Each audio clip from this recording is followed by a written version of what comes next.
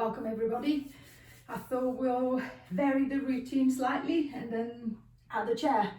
Hopefully you've got a better chair than mine. This is not the ideal chair that I would use, especially if you want to do the loaded work standing, as it's not very stable, but I will do with it. You will get a nicer steady chair instead. A step, a block, or a high step or a box will be good as well, will be suitable as well. So let's get going then. So standing up nice and tall, trying to find your neutral alignment, body weight evenly spread, front and back of the feet, inside and outside of the feet. The toes are light, the arches are lifting, the knees are soft, the back is in neutral, 3 soft curves running down the spine. Shoulders are down, the chest is lifted, the chin parallel to the floor. Aware of the breath, making sure that you're breathing, not holding, focusing on the shoulders or focusing on the arms. I'm going to start rotating the arms out to the side, turning the palms to the back of the room. Imagine to be touching your thumbs to the wall behind. As you're doing so, if the chest is tight, the tendency will be to push the hands back. The shoulders will tend to come forward. So if I look down, my shoulder is now tipping forward. I'm going that way. I'm going forward with the shoulder. See if you can be aware of the shoulders retracting. So as I look down, my shoulder is behind and the front of the chest is opening. The chest is lifting. Then I'm going to ease my way back, changing the angle. I'm going to externally rotate, but this time I'm going to take the arms up to about shoulder level. And then again, I want the shoulders to draw backwards. Then easing back, and then I'm going to change the angle again. I'm going to bring the arms up into a big capital V, making sure that the shoulders are still going back. So always trying to notice, making sure that the shoulder doesn't roll forward. It's always rolling back and dropping down. Coming back, I'm going to do one at the bottom, easing back, one in the middle and back, and then one to the top and then back. So one at the bottom, one in the middle, and then one at the top. Encouraging a little extension into the upper back, making sure that I'm not exaggerating and leaning backwards, creating pinching or pressure into the lower back. It's nice and loose into the arms and nice and open across the front of the chest, nice and relaxed into the neck. 4, 3, low, medium, and high. 2, low, medium, and high. Last one, low, medium, and high, and releasing back. Releasing the shoulders, there's a little bit more movement into the back. I'm going to try and create movement going the opposite way, taking a bigger step out to the side. So think of a massive step. More than anything is trying to be aware of the hips, is making sure that the hips don't start moving side to side. I'm going to raise the arm up to the front and then gently pulling the arm across the front of the chest to see if I can create a little traction around the back of the shoulder. As you're doing so, the tendency for most of the people is to do that kind of thing. So it's a floppy arm and the shoulder tends to pop up, so I can't feel anything. Think of the shoulder staying depressed, as I'm still pressing the shoulder down, and with the arm I'm almost resisting. So with the arm I'm trying to push out that way, while with the other arm I'm trying to pull it towards me. So creating a little bit more tension, a little bit more resistance behind the shoulder. And then once I feel that I've got the resistance, I'm going to make it a little bit stronger. I'm going to start rotating as far around as I feel that the stretch goes from the back of the shoulder across the back, easing back to the middle, swapping sides. So creating that traction around the back of the shoulder and then rotating the other way. Easing back to the middle and then swapping side. As you get the rotation going, noticing the movement, making sure that you're still standing nice and upright. You're not suddenly leaning backwards. It doesn't feel as if one shoulder is higher than the other. It doesn't feel as if I'm leaning to that left or leaning to the right. I'm standing nice and tall, I'm nice and upright. One more time on each side. Coming back, swapping side. Coming back and releasing down. Relaxing the shoulders, releasing the upper back, stepping the feet a little bit closer together. And then I'm going to turn to face the chair. First thing, I want to try and warm up through the hip joint. So I'm going to start off with a little lift. I'm going to bend the left knee, roll up onto the ball of the foot, lift the knee, lift the foot to come back, bend the knee, the other knee, rolling up onto the ball of the foot, lifting the other leg, and then coming back. So trying to create a few lifts to see if I can get past that 90-degree angle of hip flexion. So going deep into the psoas muscles, going deeper into your deeper hip flexor. Checking that the knee's pointing straight forward, making sure that the leg is not twisting as I'm coming up or opening to the side. Noticing the height of the hips and making sure that I'm not trying to lift my pelvis. I'm just trying to flex my hip. I'm trying to close the hip joint to create that lift. So avoiding compensation. As I feel the movement, it starts feeling a little bit easier, a little bit looser. Then if I want to progress it, every time that I lift, I'm just going to tap the foot on top of the chair. So see if I can give myself a little reference point. So every time I want to go there, every time I want to go there, every time I want to go there. But exactly the same as you were doing for the knee lift. Making sure that as you're tapping up and down, the level of the hips is not going all over the place and side to side. The hips are still level, I'm still square to the front. Again, I'm trying to work into the hip. I can feel a little tension coming up into the side of the belly. The back is nice and relaxed. The shoulders and arms are nice and relaxed. 10, 9, 8, 7, 6, 5, 4, 3, 2, 1. And releasing back. The front of the hip is a little bit warmer. I'm going to try and change the load. So this time, if you can, I want you to put the foot on the chair, facing the front. So I'm going to go sideways on the chair. As if I was trying to stand with my right foot flat on the bottom of the chair. If I find that I don't have the flexibility, I don't have the stability, I'm just going to go nice and wide. I'm going to keep the right foot flat on the ground, or left foot, whichever one we want to begin with. And then I'm going to lunge my way over to the other side, just making sure the foot, knee and hip are in a good alignment. And then the foot that I'm keeping on the chair is flat against the chair, or flat against the floor. Especially if you're working on the floor, if the foot rolls in, it weakens the knee. So all the pressure tends to collapse into the knee joint. So making sure that the foot stays flat. So choosing the option that suits you better. So I'm going to set the foot on top of the chair or the foot down on the ground. Get the legs are wide enough. I might need to adjust as I get going. Bending the supporting leg. I'm going to drop down into a squat and then I'm going to squeeze my way up. I'm going to drop down into a squat and then squeeze my way up. Same as usual, making sure that you're trying to drop the hips. So I want my bum to drop down, not my head. So I'm not just leaning forward and back, creating constant pull, constant pressure into the lower back. The chest is lifted, the head is lifted. I'm looking forward, I'm looking up. And each time I'm aiming to drop down to exactly the same height, exactly the same level. So a little bit more stretch going through the inner thigh, especially if the foot is on the chair. As the leg is higher, so the pull will be slightly stronger. 5, 4, 3, 2, 1. And releasing back. Relaxing the hips and releasing the legs. I'm going to do the same thing, exactly the same to the other side. So moving the chair around or turning to face the other way, I'm going to set the other foot on top of the chair or down flat on the ground. Hips are square to the front. I'm going to bend the standing knee and then I'm going to drop down into the squat. Pushing my way back and then dropping down into the squat again. So same as on the other side, noticing how deep or shallow the squat is. Noticing if you're actually dropping from the hips or is just my head and my shoulders that are falling forward, that I'm leaning forward.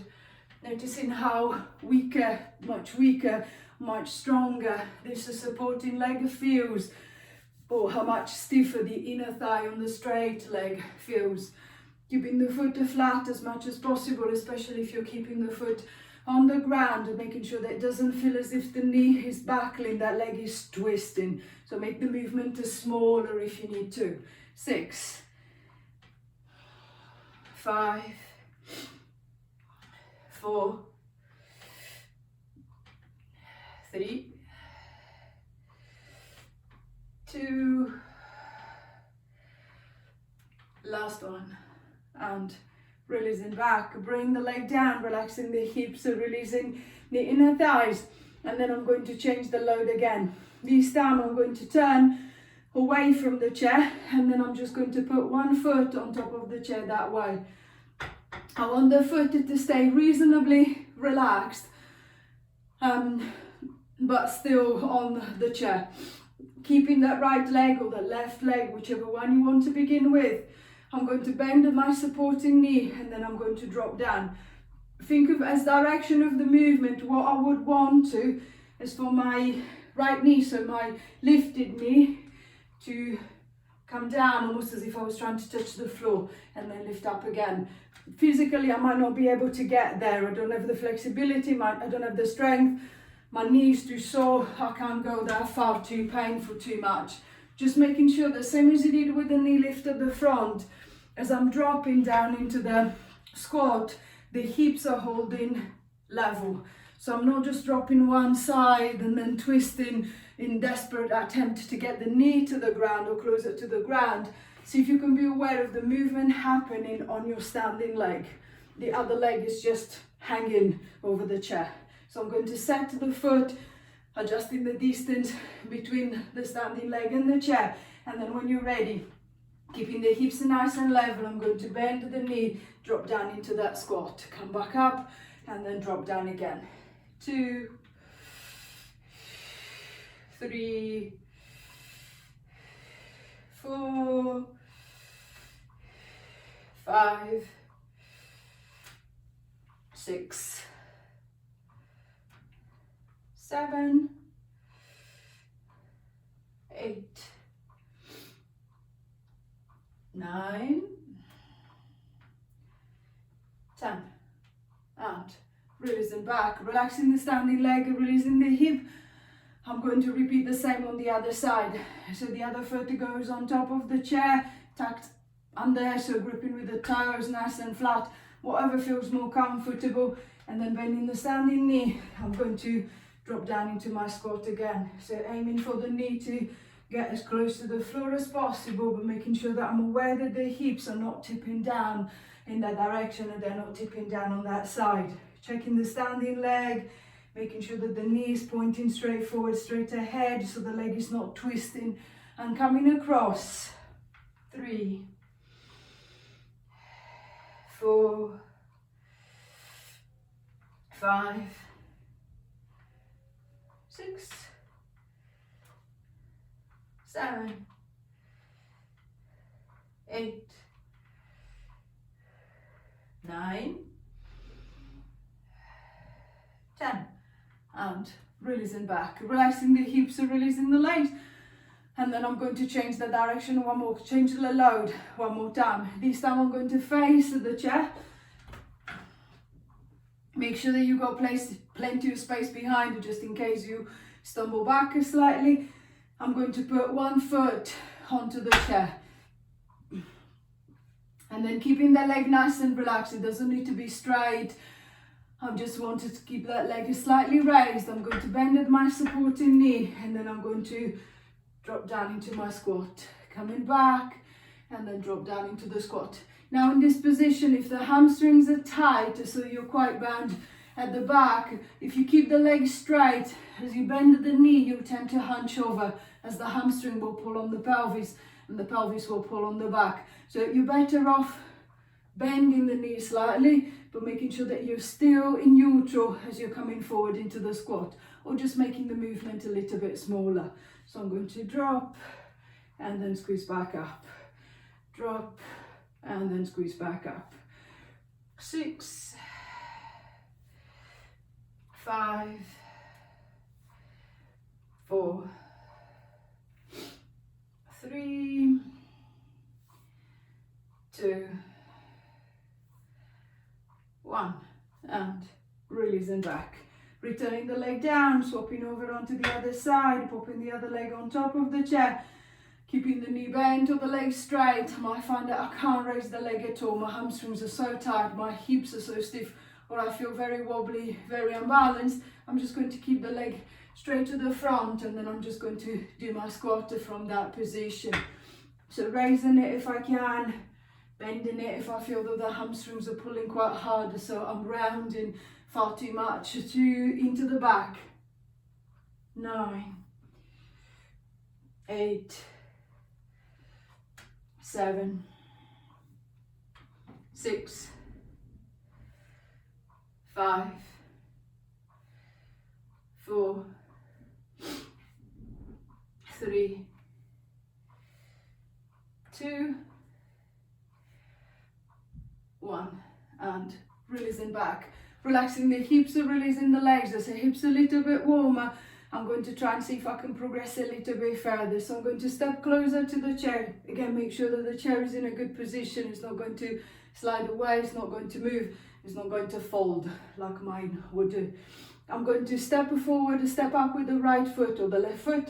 This time, instead of just tapping the foot, I'm going to put weight into it, and then I'm going to stand up.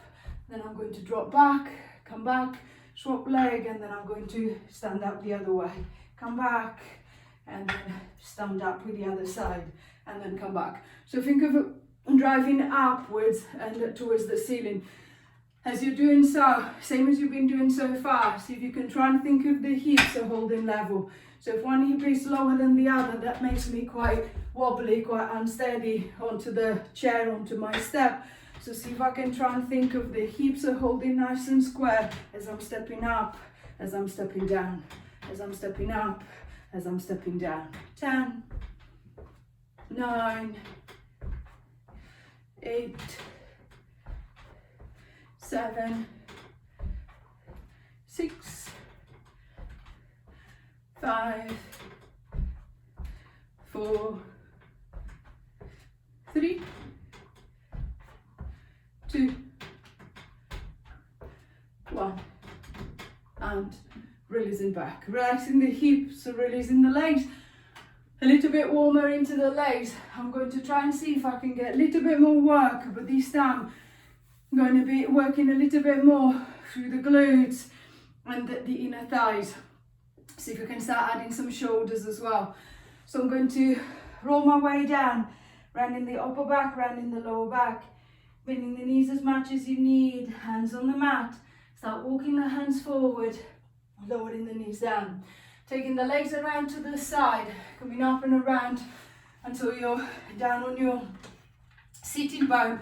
I'm going to lower myself down until resting on the back, and then I'm going to raise the feet up onto the chair. To begin with, I wanted to try and keep them flat, so I'm trying to push them flat against the edge of the chair or top of the chair, if you can go that high. The arms are down by the side. Now be aware of the direction of the drive. I don't want to drive that way. I want the chair to stay steady. I want to drive that way. So using the back of the hips, using the back of the bum to create that lift, and making sure that I'm not pushing with the chest, I'm not trying to hyperextend. I'm going to squeeze my way up, drop my way down. Squeeze my way up, drop my way down. And then maintaining that movement going, see if I can encourage a nice opening into the front of the hips. The feet are still driving flat against the edge of the chair, against the top of the chair, noticing if the chair is moving, making sure that you're not trying to push it away. So you're trying to push down with the feet and then lift up with the hips. Push down with the feet and then lift up with the hips. So I feel a little bit more connected. I can feel the back of the bum is working. Both sides feels quite comfortable. If I feel that I can change it slightly, then on the next one, instead of driving from the soles of my feet, I'm going to drive from the heels of the feet. So I'm going to pop the heels on top of the chair, and then I'm going to drive up. So as I flex to the feet and drive through the heels, I should be able to feel a little bit more tension going through the back of my hamstrings as well as into the back of the bum. 10, 9, 8, 7, 6, 5, 5, changing position between the feet whenever you need to. 3, going back to the feet flat. Last one. And releasing back. Extending the legs away, relaxing the back of the leg, releasing the back of the hip. I'm going to allow the back of the leg to have a little rest. I'm going to bring the effort to the shoulder into the front of the body. So rolling over onto your side and pushing yourself up into sitting. Take the legs around to the side. I'm going to turn to face the chair. I'm going to set the hands again onto the edge of the chair. Not on top of it, right onto the edges so that there is no pressure on the wrist. And then I'm going to shuffle the knees as far away as possible. So I'm setting myself almost into a 3/4 position. So if I was on the floor, I will be like that. If I feel that that's a bit too much, I'm just going to shuffle the knees further. The further back the knees go, the harder it is for the arms. I'm going to start bending the elbows, and then as in direction, what I'm aiming for is my head to drop below the chair. So I'm going to bend the elbows, and then I'm going to ease my way forward, and then I'm going to push my way back. So I'm trying to create a load for the tricep, for the back of the arm. As I'm lowering myself down, I'm trying to keep the elbows in, making sure that the elbows are not flying out.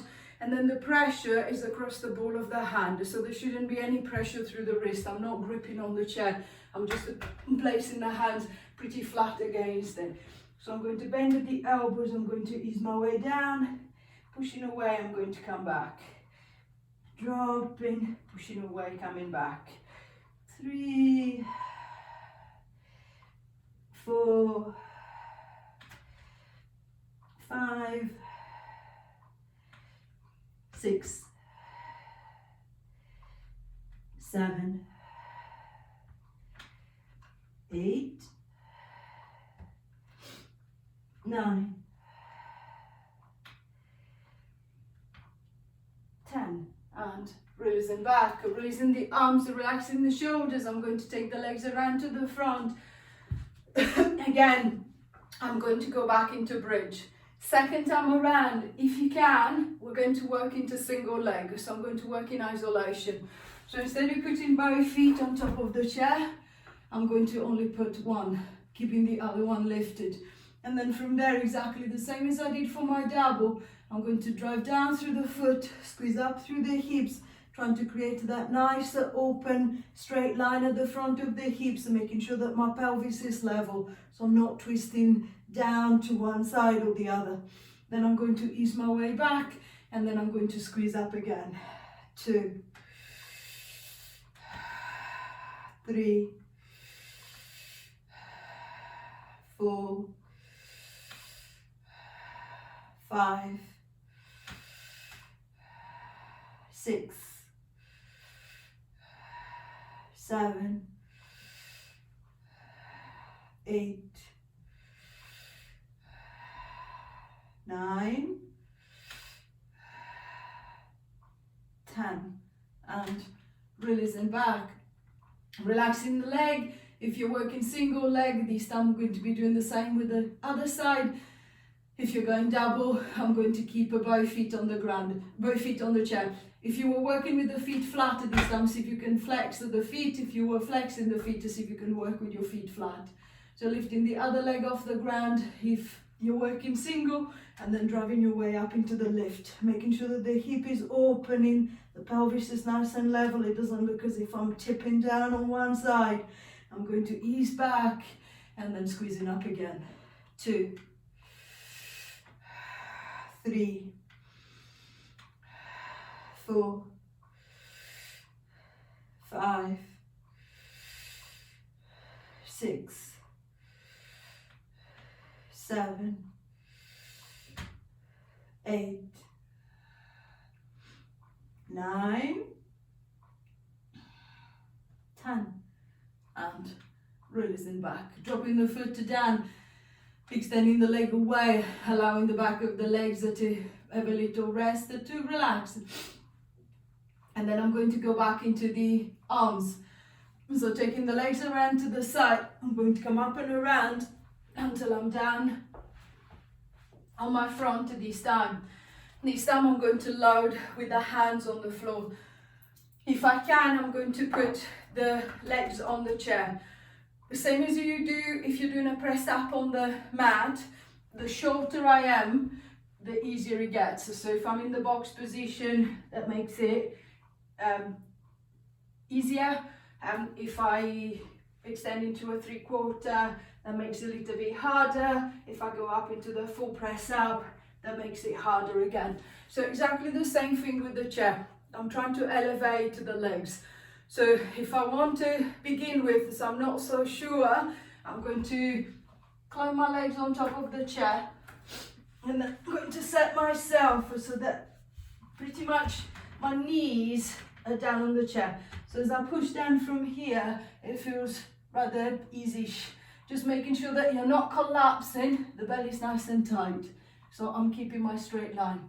If I feel that that still feels quite easy, then I might go a little bit further forward and then see if I can drop down from there. And then if that still feels quite easy, then I'm going to go as far away as I can and then dropping down from there. So choosing the option that suits you better. If you feel that I can't go up on the chair at all, I'm just going to set my press up position with the hands on the floor and then flying wide with the elbows, attacking the elbows in, whichever way works the best for the arms. I'm going to bend the elbows and then lower the chest down. Pushing away, nice and tighter through the belly, and then I'm going to come down again. 2, 3, 4, 5, tight, tight, tight through the belly. 6, front of the chest, back of the arms working. 7, 8, 9, 10, and releasing back. Releasing the arms and releasing the shoulders. It's a little bit more connection to the top. I'm going to try one more time, see if I can find a little bit more connection at the other end into the legs. So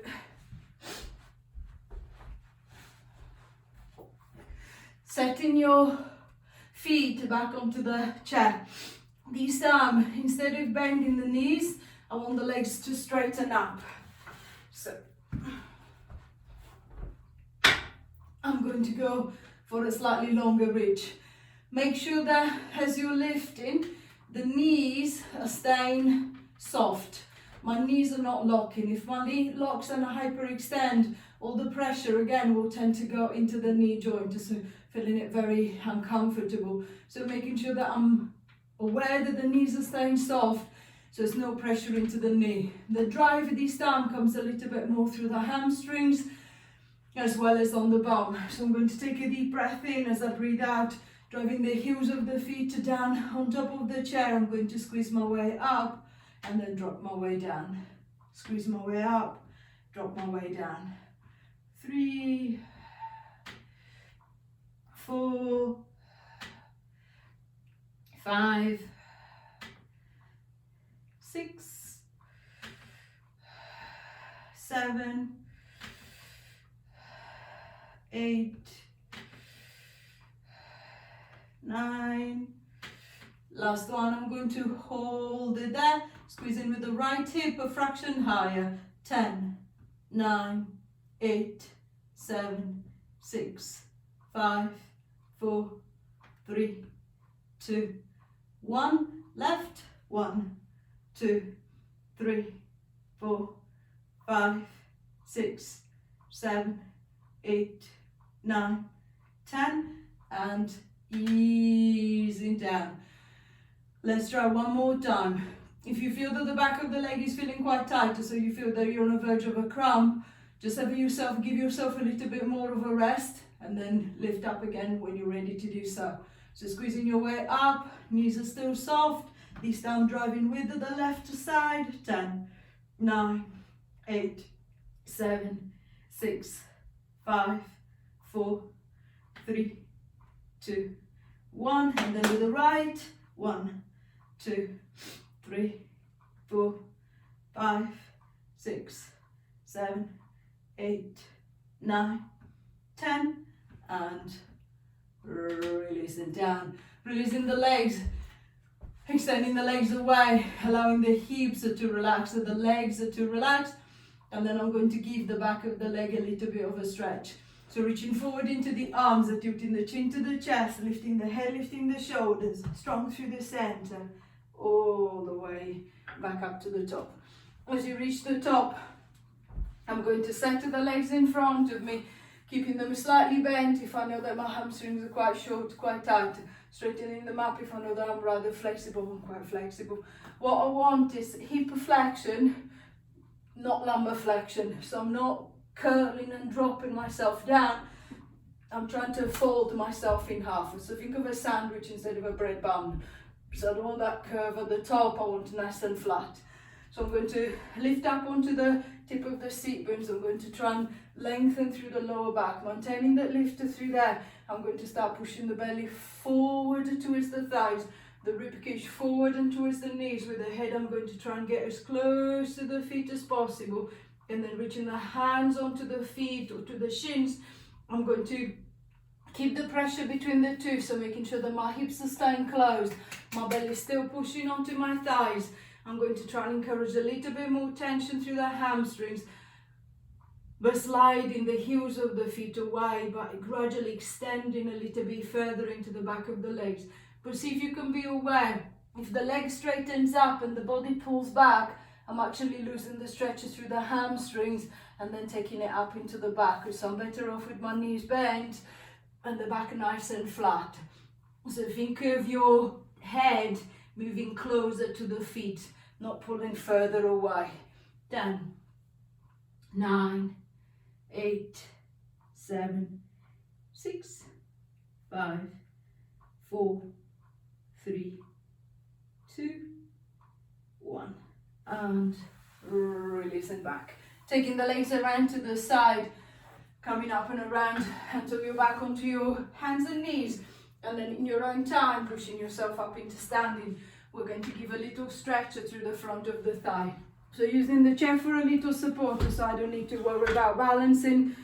I've got my supporter steady there. I'm going to pick up one leg and then grabbing hold of the foot.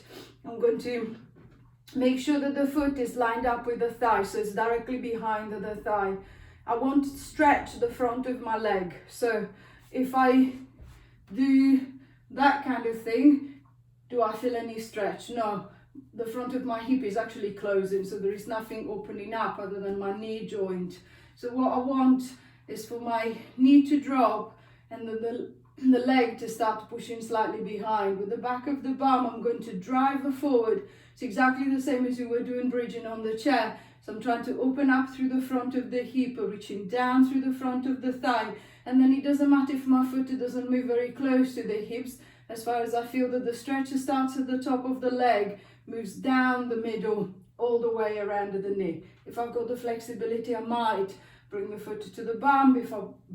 If I want to make the stretch a little bit stronger, I'm going to flex the foot, so trying to pull the toes down and towards the ground, and that should be taking a little bit more tension right through the middle of the thigh. The knees are still close together, so the leg is not wandering off to the side. 10, 9, 8, 7, 6, 5, 4, 3, 2, 1, and releasing down. Relaxing the leg. I'm going to do exactly the same thing to the other side. So popping the chair to the other side. I'm going to pick up the foot, hide it behind the hips. Knees are nice and close together, pushing the hips forward. Think of the knee dropping down and then moving back slightly. With the back of the bum, I'm going to squeeze the hips forward. See if I can create that traction from the top of the hip down the front of the leg.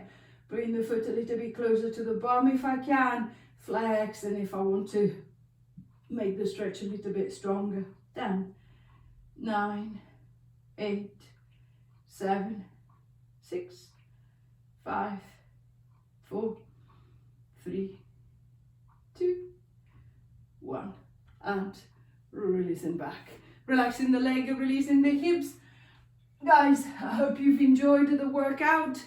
If you did, put a like on it, please subscribe, And then I hope we'll see you all soon. Bye for now.